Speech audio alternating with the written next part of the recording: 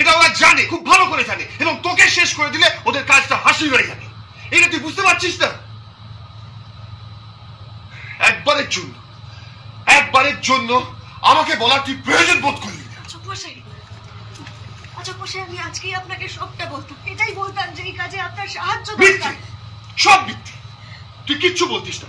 এখন ধরা পড়ে গেছিস বলে এই কথাগুলো বলছিস তুই।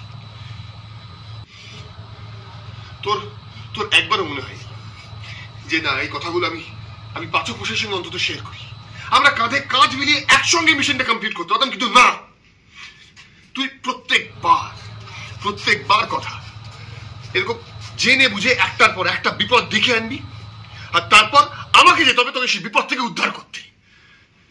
আপনি ছাড়া আমার আর কেই বা আছে পাচক মশাই?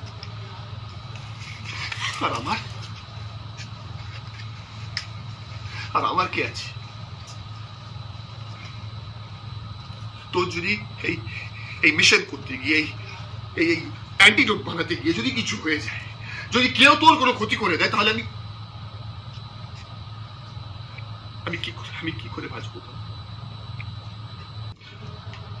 তোকে ছাড়া আমার কি অবস্থা হয় তুই দেখেছিস তো? সব জেনে বুঝেও তুই কেন এটা জানিস তো? কেন করলি? জানিস যখন, তাহলে কেন লুকালি সবকিছু? কেন লুকালি?